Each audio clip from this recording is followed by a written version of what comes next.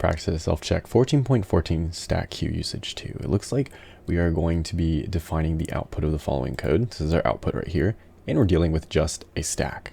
So let's do this. For the first two lines right here, after of course we declare it, we are going to be pushing to our stack.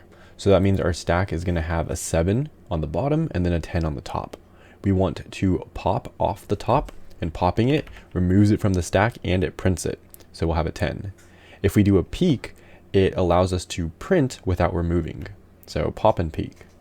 Then we push 3 and 5. So now our stack should have the following. It should be 7, 3, and then 5. From here, we want to pop off the top. So we're going to pop off a 5. This is going to remove 5 from here. We're going to see if it's empty. This is going to return a Boolean of false. Next, we have size. We have 7 and 3 left inside, so it's going to print out 2.